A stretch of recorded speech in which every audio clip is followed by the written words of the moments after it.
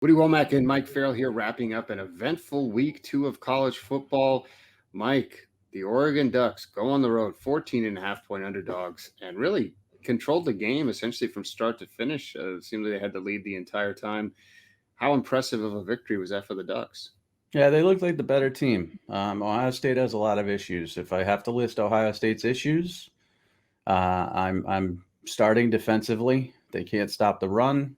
Linebackers aren't as athletic as we're used to, and the offensive line just got bullied. But this game was won in the trenches. I mean, the defensive line for Oregon um, dominated the Ohio State offensive line, which is supposed to be very good and a strength of their team. And then the Oregon offensive line, which is, Mario Cristobal wanted to build that as an SEC type power offensive line. They just did what they wanted to against Ohio State's defensive line. So, Anthony Brown, very efficient, very good leader. CJ Verdell, great game. But, as much as you talk about the positives for Oregon, everybody wants to talk about the negatives for Ohio State, and Kerry Coombs must be fired and all this other stuff. You lost to a good football team. Yeah, so do you consider Oregon now? I mean, their schedule does set up pretty nicely. It's not like they have a ton of big time opponents. They obviously have some rivalries there, but a lot of people are saying they could still lose a game and make the playoff. Do you see that? Do you see the road there for them to make the playoff? Are they a front runner now? I think they'd have to be a front runner, but one loss in the Pac-12 can certainly give everybody an excuse to put two from the SEC in. Right now the only two teams I see as locks for the playoff are Alabama and Oklahoma. Based on what I've seen of the Big 12. Pac-12 is bad, but that UCLA matchup on October 23rd, that's going to be a good one, and I think you'll see a rematch in the Pac-12 title game. So if Oregon can run the table, they're in. If they have a bad loss, if they stub their toe like they did last year, obviously they'll find some way to keep them out. But they're in good shape right now with that Ohio State win. That's a quality win. You mentioned real quick the trenches. I mean, when we've seen Oregon on the national stage in the past, especially during the Chip Kelly era, that was where they lacked. I mean, they lost Auburn in the national championship game. They got pushed around. When they lost to Ohio State in the national championship game, they got pushed around. When they played teams like LSU a few different times during that successful run they got pushed around. Cristobal's kind of stocked the cabinet here with huge guys, and they were missing 3, 4, 5 guys on their defense, and it seemed like they just had more depth and more guys ready to come in and play. Yeah, it's fun to see because that's what he wanted to do. I mean, when he took the job, or when he campaigned for the job, he wanted to make it, an SEC type of team in the Pac-12. He didn't think teams would be able to hold up to that. So he went out and recruited, big physical linebackers and fast edge rushers. But the offensive line that's his forte. I mean, that's where he made his mark. And he recruited extremely well at Alabama, of course, and now he's taking it there. It's an experienced offensive line, but they're just nasty. They get after you, and the defensive line for Ohio State doesn't impress me. I mean, they don't have great edge rushers. Those guys, Zach Harrison, Tyreek, they're supposed to be great players by now. They're not. Haskell Garrett is a little bit overrated when it comes to stopping the run. Vincent's not good. Sorry. But what about Antoine Jackson? Antoine Jackson's still around. I couldn't believe it when I saw him in the game. I was like, what year is he? Is he a 7th-year senior? I think he was a 2015 player. I'm pretty sure, yeah. And I think he might be the only one left. But it's just not a good defensive line. But, you have to point to the strength of this Oregon football team. And it's, a quarterback who's been through a lot, who has a lot of experience as a starter. They've got, speed and a lot of receiving ability out of the backfield. The wide receivers are solid, but the offensive line is just nasty. And the Pac-12 is not going to be able to stand up to that, except for UCLA. I mean, UCLA has a pretty stout offensive line as well, and that's why that matchup is going to be very interesting to see. But right now, the Pac-12 has to hope one of these two teams wins out and just goes undefeated because, like I said, they will find an excuse to keep a Pac-12 team out of the playoff if they can. Yeah, I think the way that they get through is if UCLA and Oregon, one of them beats the other one, and then it switches in the Pac-12 championship game, and they have maybe a couple of 11-1 type teams. But I think that's kind of the best way. It's nice to be this early in the season and not have everyone decide that they're eliminated from the playoff yet, though, so they can at least have that. One team that is eliminated from the playoff in perpetuity, Florida State. They lose to Jacksonville State. Usually, Mike, I'm always watching these types of games, but I saw it was 17-7, and I was like, nah, I'm not even going to put it on in the fourth quarter. Next thing you know, it's blowing up on Twitter. They lose in really shocking fashion on one of the slowest developing Hail Mary type plays you'll ever see. How bad is it? Is this rock bottom? Is this the new rock bottom? As we keep saying that for them and Tennessee and Nebraska. I guess it's new rock bottom. After all the momentum they had last week with the crowd and how tough they played Notre Dame, and everybody saying that they're headed in the right direction, including myself saying that they're playing with passion and all this, to come out and just lay an egg like this and to lose in that fashion, it destroys all that recruiting momentum. It destroys all that, excitement around the overtime Notre Dame game. It's just, it's almost one step forward, 3 steps back for Florida State. And, they have a really good recruiting class. It's not going to stay together. It's just not. You can't lose games like this and keep elite recruits wanting to come to your program. You can lose to Notre Dame in overtime. You cannot lose to Jacksonville State on not even a Hail Mary. I mean, just a long pass, where he just juked one guy and the other guy looked completely lost and clueless. And I mean, you can't lose that way. It just should never happen.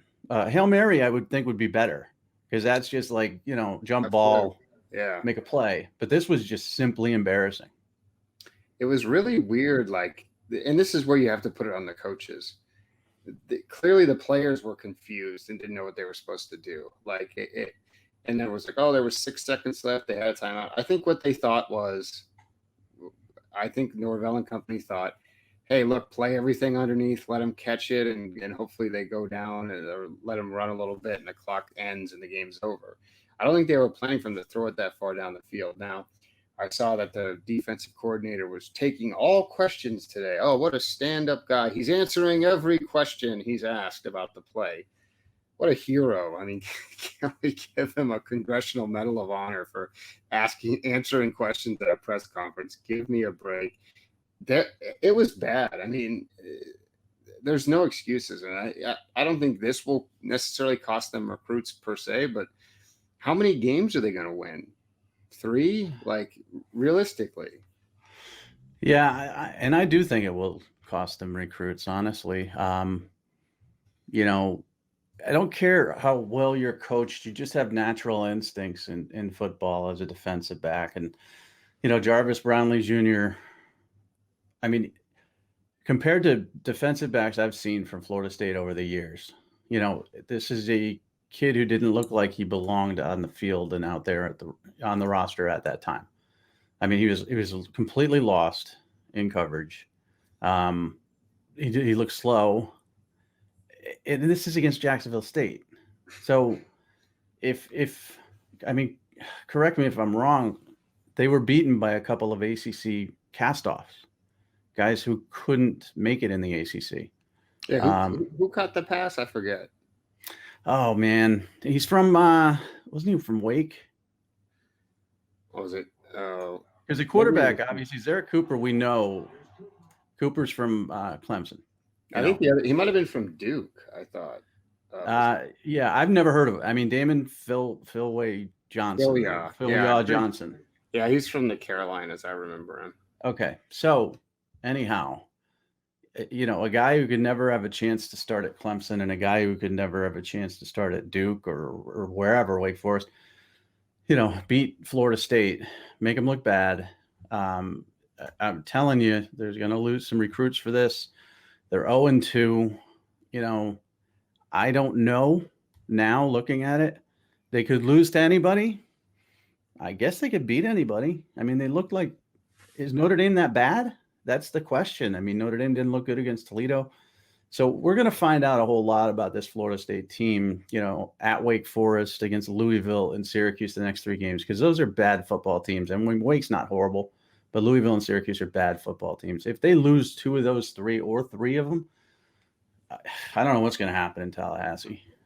Yeah, they can easily beat Syracuse and Louisville, and they could beat Wake. I mean, it's a winnable They could game. lose, though. They could lose. Definitely.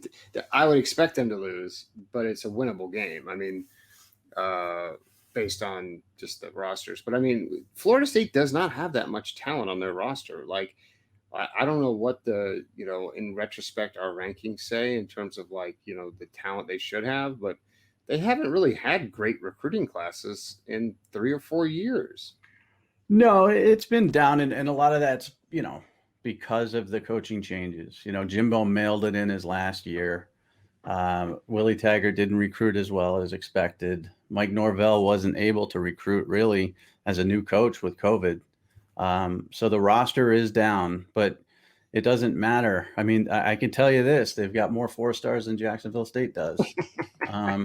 So there's really no excuse whatsoever, to lose this football game. And it's kind of frustrating a little bit, because a good Florida State is good for college football, in my opinion.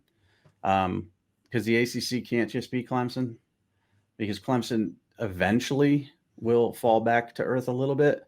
And another team has to step up. And I'm not really sure who that team's going to be, with North Carolina losing their opener, NC State looking bad against Mississippi State.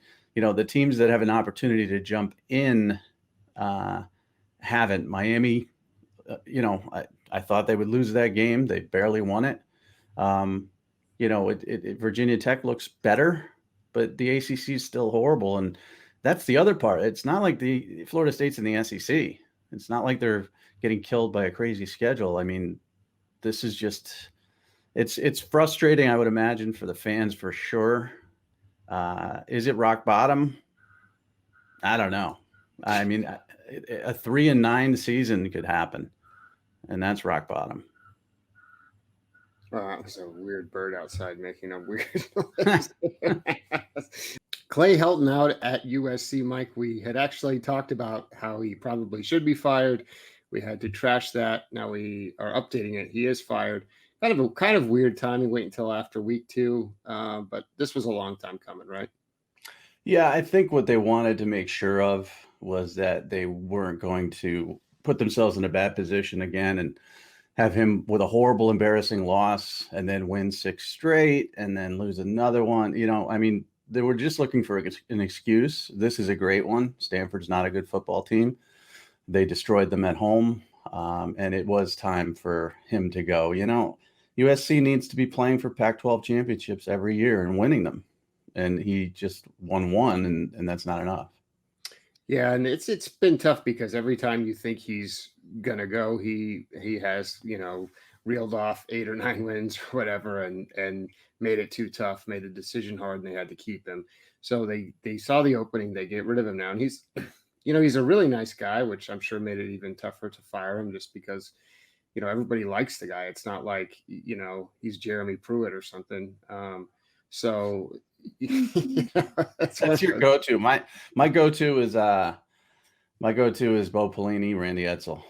Right. Yeah. Similar situations. But so now we have to decide, okay, what are they going to do? They made Dante Williams, who's a assistant coach, DB coach, terrific recruiters, bounced around a lot, had success everywhere he's gone. Kind of an odd choice, though, because they had Graham Harrell there on staff, and you kind of thought, oh, maybe they'd give him the job because he was supposed to be, the offensive mastermind. To me, this means like, hey, Dante, we're going to give you a shot to coach out the year, but he's probably not going to be in consideration for the job. They obviously want a big name. Who do you think they're going to go after? Are they going to go after some of these guys that are unemployed right now, or do you think they're going after sitting head coaches? I think it's sitting head coaches. Bob Stoops has been mentioned, of course. Urban Meyer has been mentioned. I've heard some stupid things, some really stupid things. Like Steve Sarkisian, he's coached 2 games at Texas. He was a disaster at USC. People are throwing his name out there. Lane Kiffin, they're not taking Lane Kiffin back, and he wouldn't go there. So it's got to be a sitting head coach. Like James Franklin is the first one that pops to mind because he was, rumored when Clay Helton was supposed to be fired, a couple of years ago.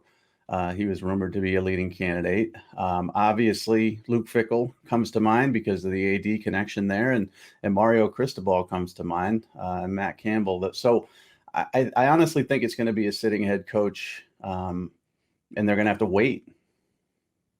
Yeah, there were some reports last night that it's Fickell's job to lose, which you could see because of the AD connection.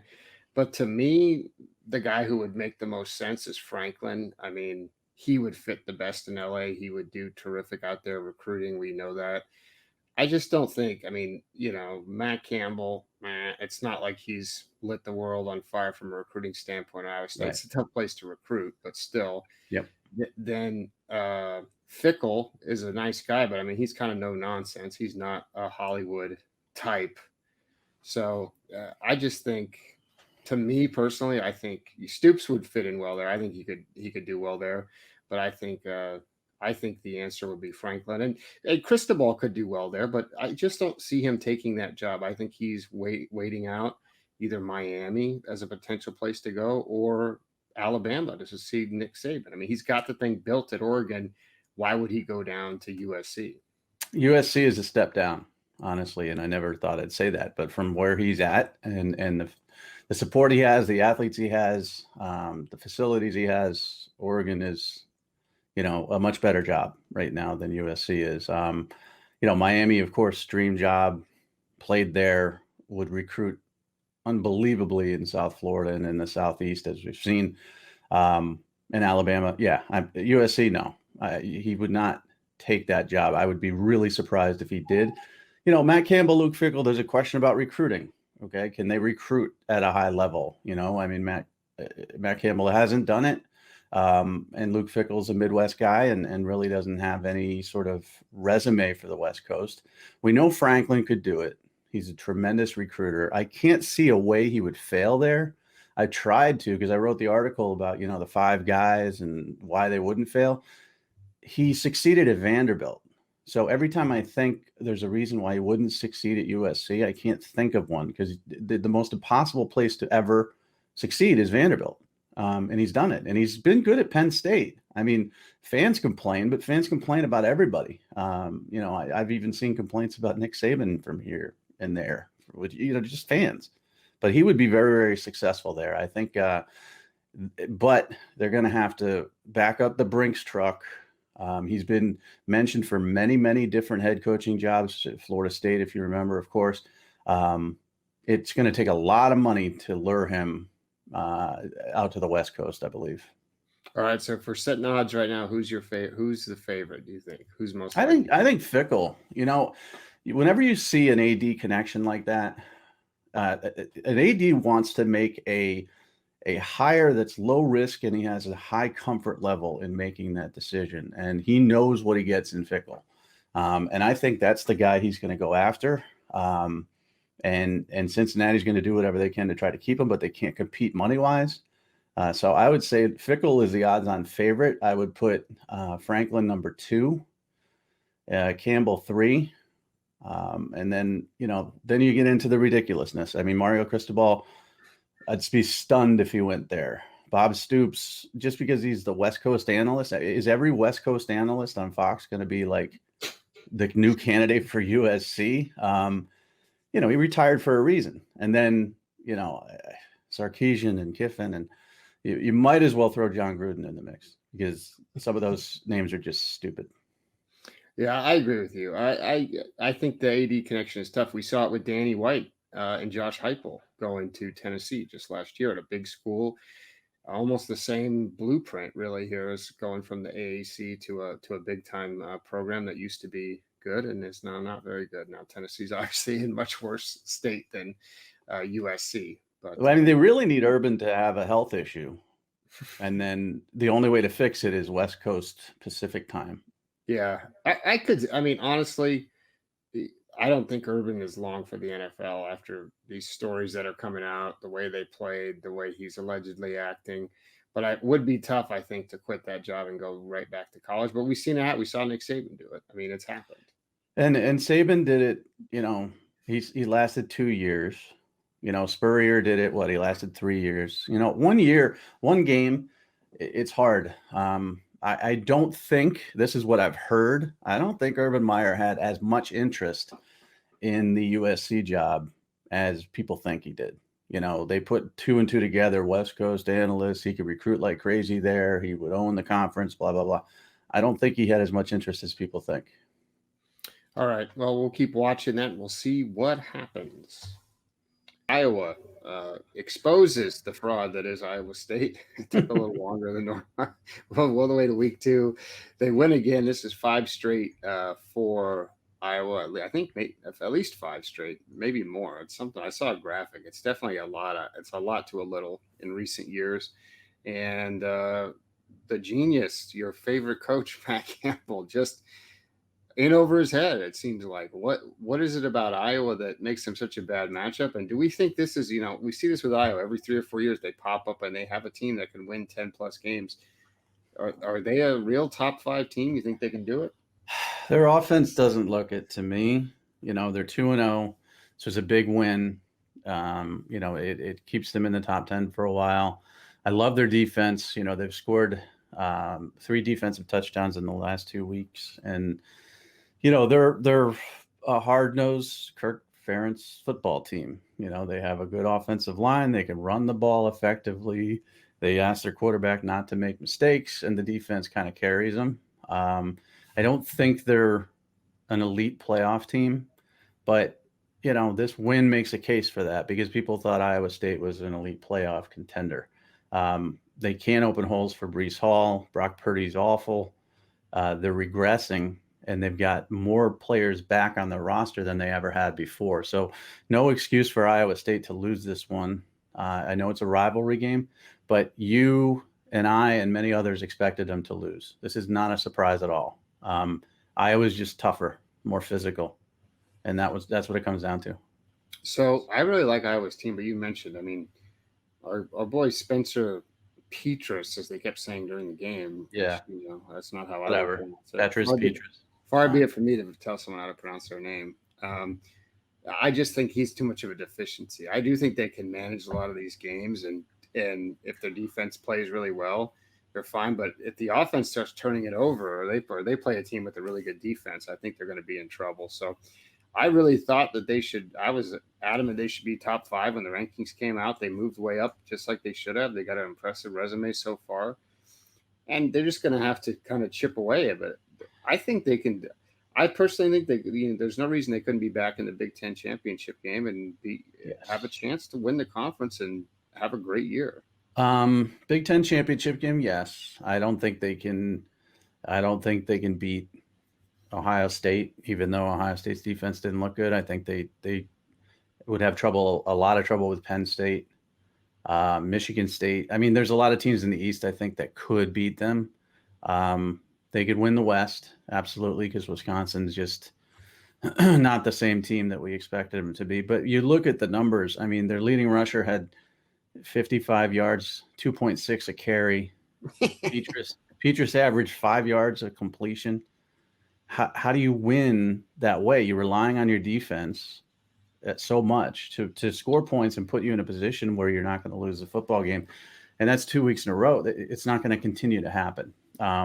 They need to fix some things. And I'm not sure what, but they've got, Kent State and Colorado State before they go to Maryland, and they better fix it before Maryland, because that other Tagovailoa is looking better than the overrated lefty. Better than the worst looking prospect you've ever seen. Yeah, remember though, we should have done it with the Watts, and listen, the family clause should have, and it was in effect, because I stood on the table and said this kid's he's dumpy, he's short, but he's right-handed, and he's got a good arm, and he's going to be better than Tua. Yeah, we did cite the nepotism. Yes, the nepotism policy was put in place was put in place after TJ Watt when I said, hey, should we just make TJ Watt a 4-star because he's TJ Watt, he's JJ Watt's brother, and I was told he's not as athletic as No, JJ. no, he's only the best defensive player in the NFL, not named Aaron Donald. So ever since that, speaking of Aaron Donald, Elliot Donald got the nepotism bump right up last year. It's a thing. Listen, don't bet against family genes. I mean, sometimes it doesn't transfer. Like, listen, I don't expect Barry J. Sanders or whatever his name was to be Barry Sanders. I'm not going father to son, but brothers, come on. Yeah, brothers are hard to pass on. All right, moving on. Kentucky, they pull out a close win over Mizzou, but they've got a new offense. They can actually pass the ball. It's crazy watching them play and throw it all around and stuff like that. How good are they? They're good. I had them winning 9 games this year. I still have them on pace for that. I expected a little bit more from the passing game here. 18 attempts for Will Levis is not a lot. He had a touchdown and a pick, but Chris Rodriguez, man, is the running back that nobody knows about, cares about, talks about, and he carried them to victory here. I mean, he had 27 carries, 206 yards, 3 touchdowns. Wan'Dale Robinson, had 73 yards rushing, 101 yards receiving. Liam Cohen, again, is a guy who will throw the ball, but I think he saw against Missouri they had a matchup issue when it comes to power versus power, and that elite Kentucky offensive line in the run game just dominated this football game. So they had to play Florida and Georgia, and they also play LSU in a tough stretch there. I mean, the back half of the season for them, Mississippi State, Tennessee, Vanderbilt, New Mexico State, Louisville. They could easily, assuming they lose to Georgia on the 16th of October, they could win 5 straight to end the year and be feeling great. And that's, they got 2 already in the bag here, so that's 7 wins. You assume be 9 or 10 wins. You assume they're going to beat Tennessee, Chattanooga. You assume they're going to beat South Carolina. And they could very well beat LSU. I mean, they're not as talented, but they're a better football team right now. And it wouldn't shock me if they beat Florida. I mean, UGA is a tough task, but this could be a 10-2, 9-3 football team, which would be kind of cool. When Missouri was winning the SEC East, I thought that was kind of cool. It's just good to see different teams. I'm tired of the same old teams winning all the time. And, we need another year like 2007, which of course nobody remembers, but old people like me, where things changed every week and it was just a wild, crazy ride. Yeah, I think they could easily beat Florida. I mean, they won't be favored, but if a few things go right, Emory Jones throws a few interceptions. We'll talk about that later. But he won't be the starter by then, will he? Okay, we'll talk about that later. They could easily win that game. So I like Kentucky, and they really made the right call. I mean, for Stoops to go out and say, look, we got to fix our offense. This is ridiculous running a single wing every year. They made the right move. They go get a transfer quarterback. They give up on the Joey Gatewood era. They give up on Terry Wilson, say, hey, thanks, but no thanks. And they hire a real offensive mind, and now they look great. Eddie Gran was a great offensive coordinator 20 years ago. Right. Hey, they won a lot of games with them running. But not now. Right. Liam Cohen is a McVay prodigy. Kid's smart as a whip. And recruits are going to be a little bit more interested in this Kentucky team because the offense is balanced. Yeah, I like the creative move. All right. Speaking of offensive prodigy, Texas, Steve Sarkisian, they take a big step back. They got hammered by Arkansas, which was crazy because you kind of knew it. Like anybody in the, you look, but then you saw the line, you're like, oh man, they're favored by 7. Maybe Vegas knows something. No, Vegas knows nothing. They got destroyed. And now the blueprint is there. They just ran it right down their throat. I think once the other teams try to do that now, of course, they're changing quarterbacks. We're already a mess in Texas right into week 3. Yeah, and it happened pretty quick. And you remember Factor Fiction a month ago with could Arkansas beat Texas? Of course they could. But in this manner, I mean, where they just, Sam Pittman lined up his guys and he said, we're bigger, stronger, tougher than you, and we're going to blow you off the football all game long, and we're not going to stop. Welcome to the SEC, horns down, goodbye. It was just a brutal beatdown. And there's some talent on that Texas defensive line, but they were on skates all game long. The offense was very ineffective, of course. Hudson Card's being replaced by Casey Thompson. Both of them are mobile quarterbacks. Thompson has, I would say, a little bit more experience, but not much. But that's a telling change in game 3 when you're heading into Rice. You know, you're going to beat Rice, and you're probably going to beat Texas Tech. So if you believe in Hudson Card, you keep him in. You have him have a couple good games against bad teams. He doesn't believe in him, and he's lost faith in him. And Casey Thompson's the guy, I think, from here on out.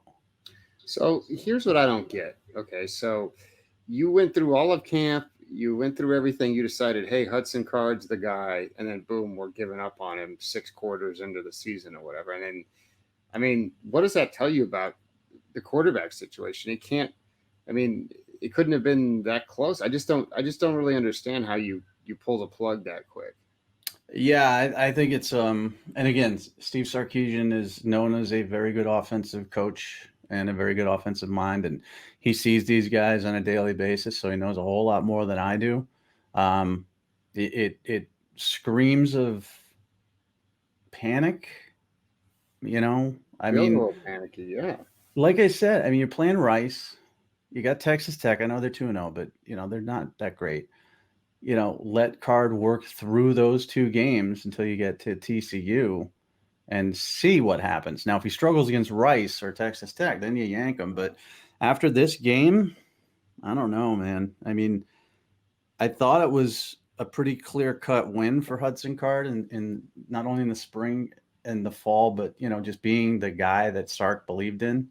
Because that's what I heard in the spring, you know, when he first got there. But he doesn't. And so now, you know, Casey Thompson comes in, and he's going to be looking over his shoulder. And now you've got this Hudson Card's demoralized. And it's too soon to make a drastic change like that to me. I really think that they need to go get a transfer quarterback. I mean, I don't know if the Tate Martell. Yeah, not Tate Martell. I did see Tate. Oh, listen, he committed to Sark in 8th grade. Right. He was in uniform the other night. I know. I saw the picture. It was hilarious to me when I watched the game. But I mean, something's amiss here. It's like, I just think that it's like you said. All we heard was Hudson Card is amazing, and Hudson Card this and that, and it's like, and then that's it. We give up on him real quick. And Casey Thompson's a talented quarterback who seems like he's been around. He's another one of those guys that just feels like he's been around forever. I'm trying to remember what class was he in? 17 or something? I think he was 18. Oh, okay. So I think. But I mean, they took Charles Wright last year as their only quarterback, who they flipped from Iowa State, right? And he's a nice kid, but I mean, I don't think any of us expect anything. They have Malik Murphy coming in, who has a ton of raw talent, but he just hasn't really put it together in games. And if he hasn't done that in high school, he's going to need some time in college. So I think they got to play the transfer market. Well, and guess who may not be coming now? I mean, if you lose more games like this, Arch Manning's not going to Texas, period. He's not going to go to a team that's losing. He has too many options. He wants to go there, but, you know, when you're looking at Alabama and Clemson and, you know, LSU's not lighting the world on fire, but you've got opportunities in programs like that, Georgia, you're going to go there. So I don't know what the quarterback solution is. Why don't you maybe, instead of changing, maybe try the juggling, you know? I mean, Thompson was in the game. Maybe do the Anthony Richardson, Emory Jones thing until somebody actually wins the job outright. But the switch itself is a little too soon. It's just going to be an up and down year. I mean, the good news is for them is they don't have a hard schedule. I mean, this was one of their toughest games of the season. So I do think a couple of these Big 12 teams will pick them off, though. But if they go 8-4, then they go 8-4. I think that's a successful year for year one. I mean, personally, now Texas fans may disagree with me, but well, listen. Also, I mean, Arkansas is not a power football program. Okay, they're probably the 5th best team in the SEC West. So if they lost to them, they can lose to Kansas State. They can lose to Oklahoma State. They can lose to anybody. Right. So that concerns me a little bit. The concern meter is on for me as well because I wasn't sold as Sark being the slam dunk genius hire either. So I would. I want him to be, though. Texas needs to be good. It's good for college football, and there's no excuse for it not to be. It's a job where I honestly could go in there and win 8 games. Okay, Mike's throwing his hat into the ring. How could I not? How could I not? I'm in the Big 12.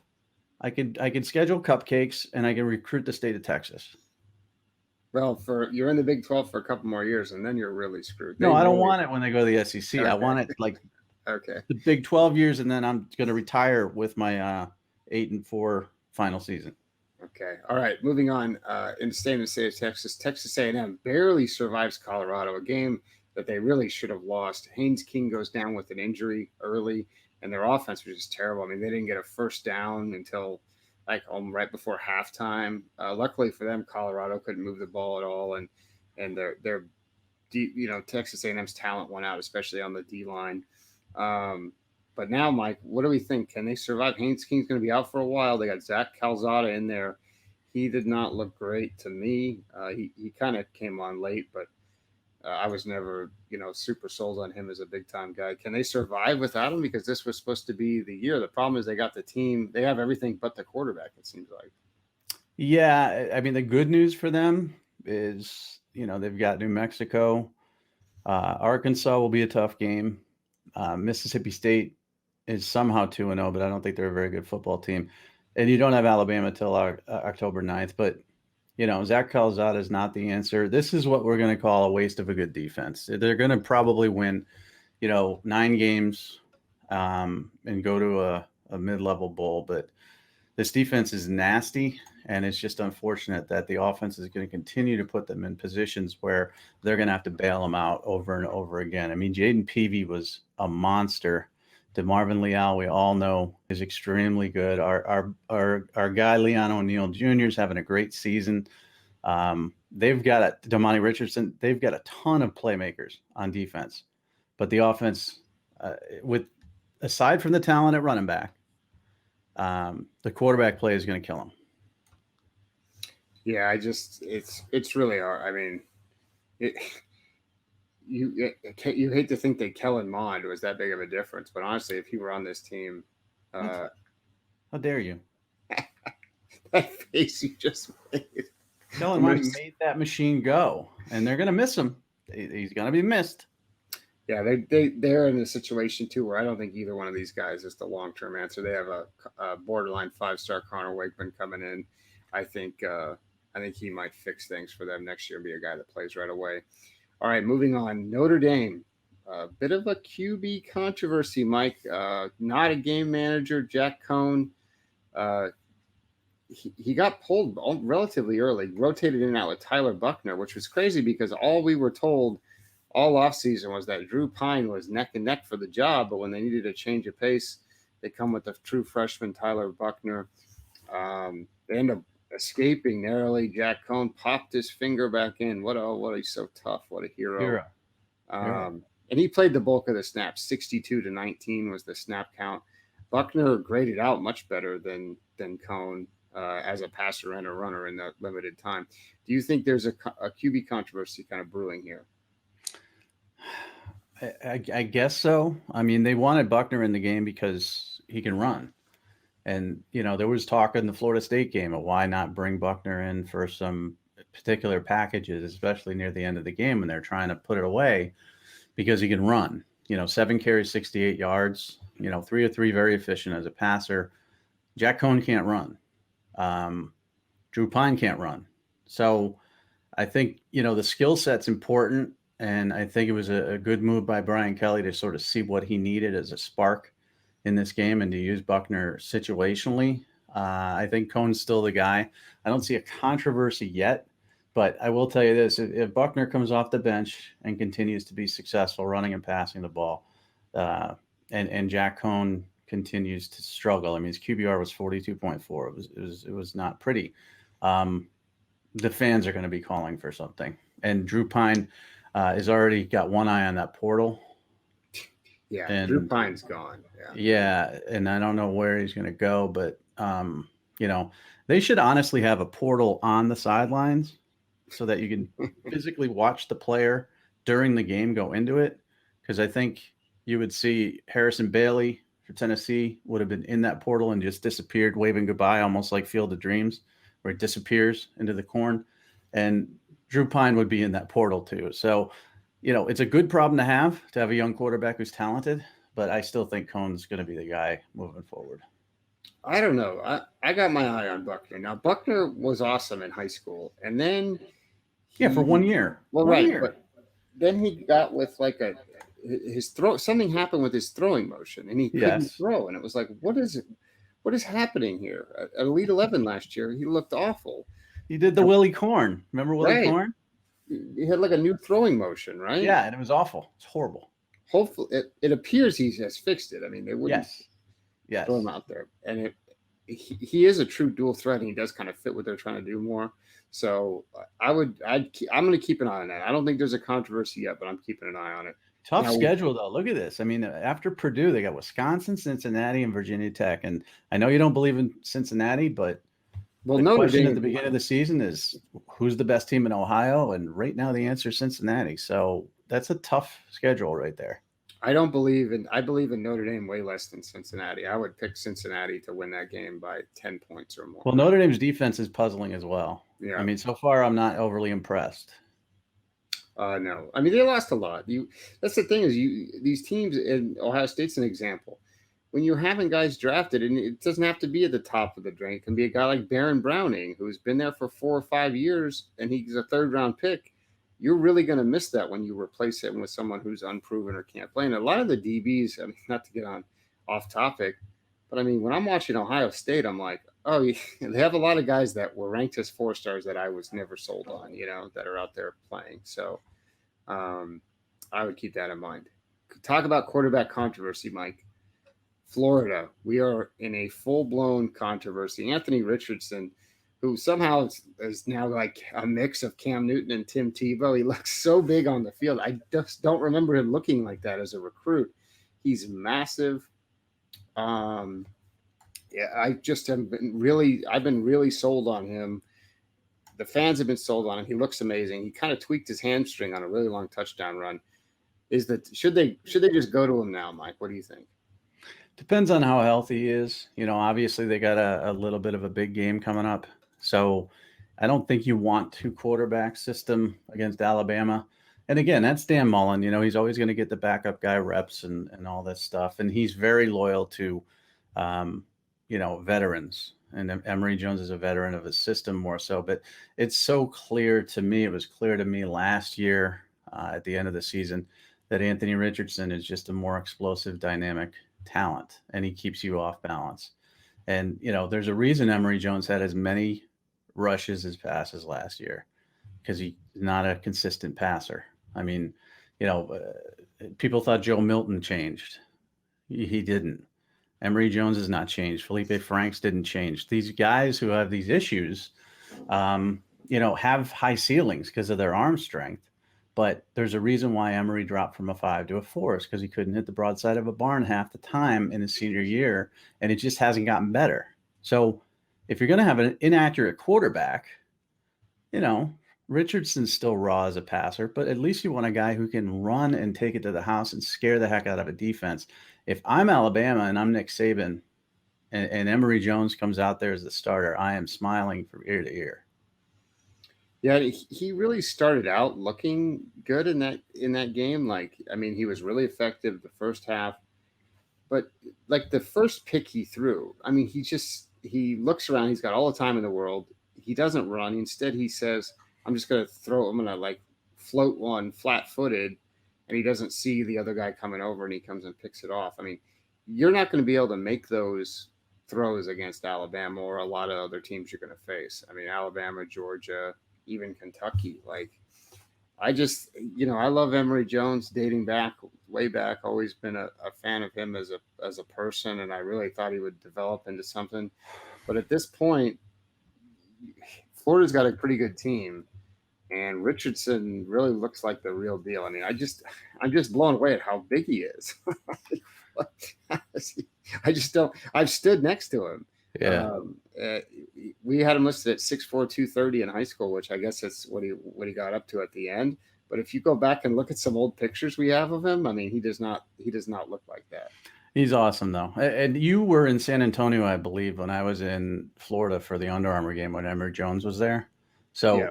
we both saw Emory Jones from a young age. We were both more impressed with Emory Jones, arguably, than Trevor Lawrence at that quarterback event because of his arm strength and the way he flick of the wrist downfield. You know, he could throw the ball 70 yards without any effort with a flick of the wrist, like a Michael Vick type of release. And we were very high on him. And then he had a rough senior season and all that stuff. And the player I saw at Under Armour that week was not even close to what we expected or had seen his junior year. And I don't know what happens. I don't know why they regress. Buckner changes motion. Now he's got it back. This guy, Emory Jones sort of lost all his confidence and things like that. But, I was high on him too. He was supposed to go to Ohio State, remember? He's going to be great there. But now he's not the solution for Florida. Florida's going to get trucked either way. I mean, the defense is not going to be able to hang with that Alabama offense. Just not going to happen. And the offense cannot keep that Alabama defense off balance. Now, if they start Richardson and play him more, they'll have a better chance of staying in the football game. But they're still going to get trucked. It doesn't matter who starts. Yeah, it's just like I get where Dan Mullen's coming from. Emory Jones has waited his turn, and he kind of wants to pay that off. I mean, kind of like he did with Trask. But it's just like something's missing. I just can't. Like you said, I mean, he's not playing quick enough. He's not making the quick reads, the quick decisions, and I think the upside that you have to play the talent. And we're talking. Look at Washington. Why isn't Sam Heward playing? I mean, come on. He's got to be in the game. Your season's lost. You're 0-2. You lost to Minnesota. I'm starting Sam Heward week 3. Play the talent. I was ready. Now, on this same token, I was ready. I was thinking Oregon should be playing Ty Thompson week 2, after watching Anthony Brown week 1. Now, obviously, I was wrong on that one. So far, at least. But you have to, in my opinion, you play the talent. You can't sit here and say, oh, well, hey, we love Emory. He's been great in the program. He has been great in the program. But unfortunately, you have a guy behind him that's a rare combination of size and speed and athletic ability, and you got to get that on the field. Yeah, and they're 2-0 with 2 wins over 20 points. So it's not like they're Washington where they need to desperately make a change. Alabama's here, though. Like if they were like, okay, we got Tennessee and Vanderbilt the next couple of weeks, we can figure this out. They can't. Alabama's here. It's time to figure out which one of them gives you the best chance to win that football game or stay in that football game. And it's clearly Anthony Richardson. And, people all laugh. I mean, I've one guy, I think PFF had Emory Jones as a top 5 NFL pick, not quarterback, pick. And I was just watching his stuff from last year, and I thought there was clearly a reason why he's running all the time. There's clearly a reason, and Dan Mullen knows what that reason is, and he was hoping he could fix it this offseason, and he hasn't. So now, if he's not running, he's ineffective, and then he'll throw a dime like that touchdown pass, and you'll be like, oh my gosh, this kid's amazingly talented, and then he'll disappoint you.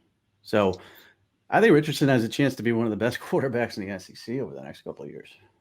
Yeah, I totally agree. I mean, we haven't seen him throw it a ton, but he looks like the real deal. So that's going to be a story to watch this weekend. I think Richardson's going to play a lot more, and I think it might be a situation where if he has a good drive or two, he's staying in the game and Emory's watching.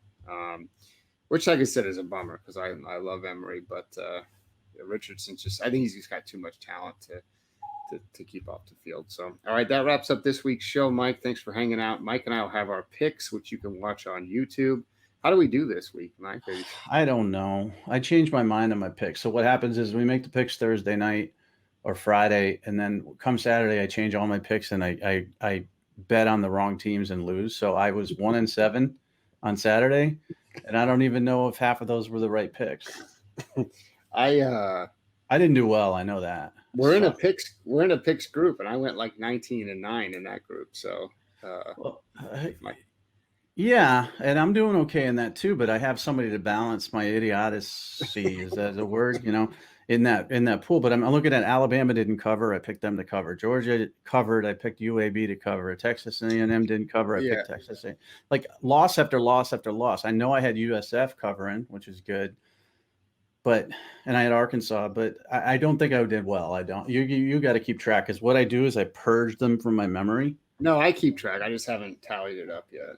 It So wasn't pretty, I don't think, for me. I'll have that. I'll have the final numbers. I was going through, and at one point, we were both average about midway through the day. So we lost. We got to stop picking these FCS games, because I have to search for the line, and then it's like, oh, Alabama minus 54.5, and then we get it wrong, and that counts the same as getting wrong the Oregon, or getting right the Oregon Ohio State game.